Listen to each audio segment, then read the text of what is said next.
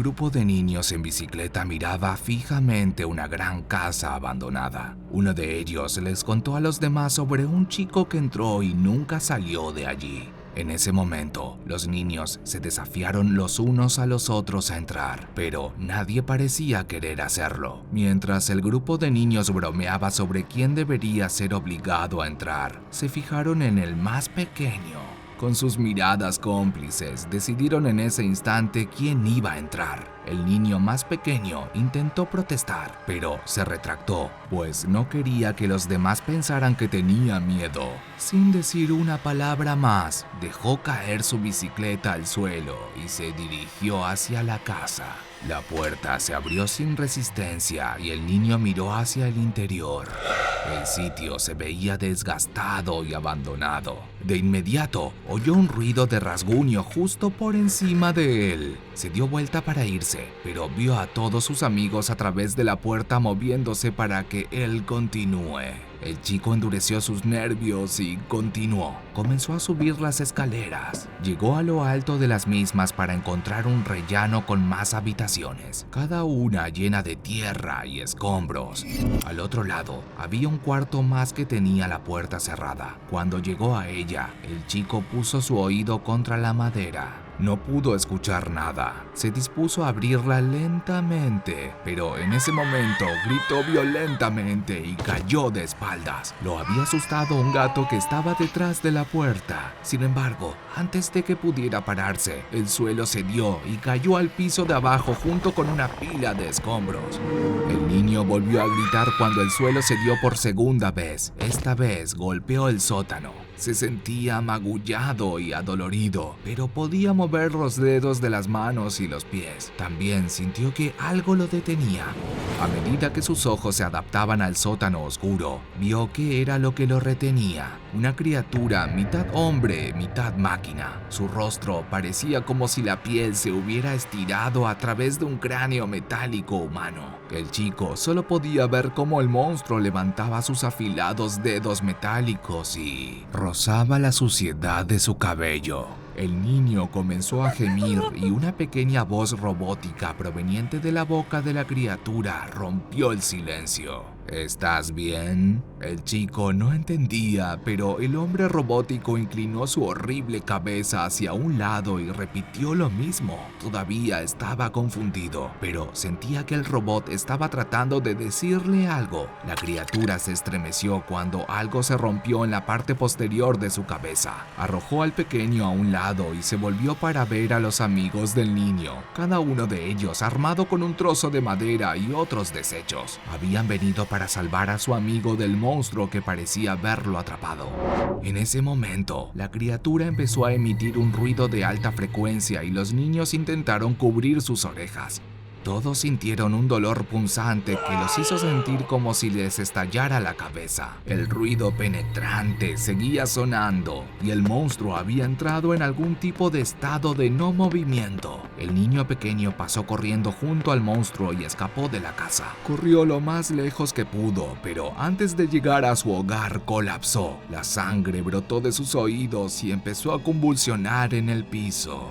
Luego, un grupo de trabajo móvil de la Fundación SCP que se especializaba en contener amenazas humanoides se dirigió a la casa abandonada y se llevó a la anomalía en cautiverio. Los equipos de desinformación inventaron una historia de portada sobre una fuga de gas que llevó a la desafortunada muerte de varios niños del pueblo. Nunca se dio a conocer al público que el incidente había sido culpa del SCP-203, el cual es mejor conocido como Alma de Hierro Torturada. Se cree que en algún momento esta criatura fue un hombre humano caucásico, aunque su apariencia ahora es muy diferente de lo que era antes. Esta criatura humanoide bípeda mide 2,5 metros de altura y pesa aproximadamente 200 kilogramos. Tanto su increíble altura como su peso se deben al hecho de que el esqueleto del hombre original se ha eliminado por completo y se ha sustituido por una estructura mecánica de hierro fundido. El esqueleto de metal es mucho más grande que los huesos originales y en muchos lugares la piel se ha partido al ser estirada, revelando así la estructura mecánica que se encuentra debajo.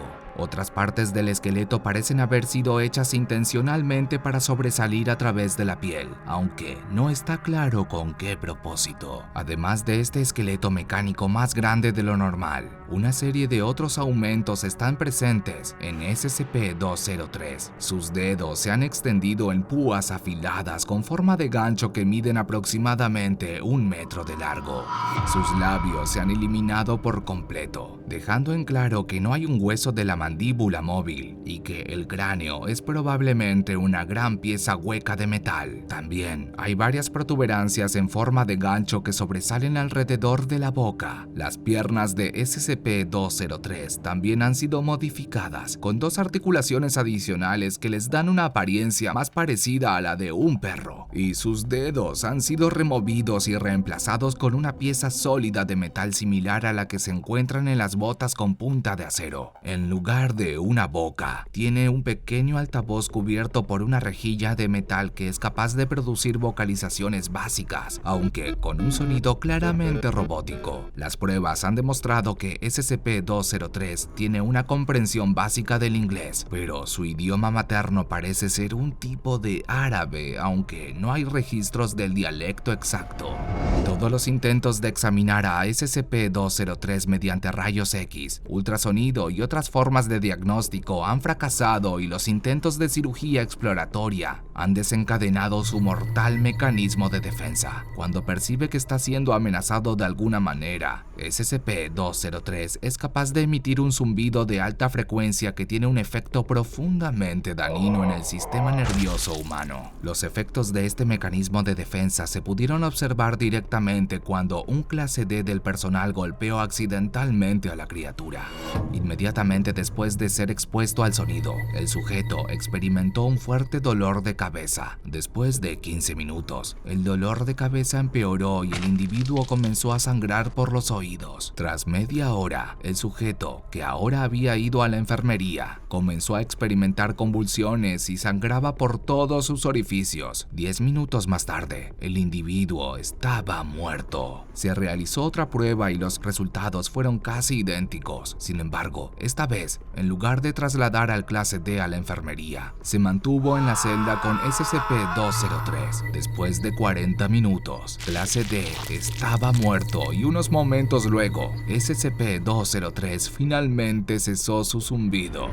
La criatura se acercó al cuerpo del difunto y comenzó a quitar el esqueleto del mismo. Si bien SCP-203 fue detenido antes de que pudiera completar su tarea, se descubrió que el zumbido que produce es un mecanismo de defensa y que también puede ser parte del proceso por el cual crea nuevas instancias de SCP-203. En entrevistas con la criatura, esta afirma no tener recuerdos de su vida antes de su aumento. Dice que ahora existe en un estado casi constante de dolor y confusión, y que solo cuando su batería se agota entra en un estado de reposo que lo deja escapar de su dolor. También afirma que no tiene memoria de lo que sucede una vez que se activa su mecanismo de defensa. Tampoco recuerda lo que le hizo al cuerpo del clase D que se quedó en su celda. Sin embargo, se desconoce cuán veraz es lo que declara SCP-203.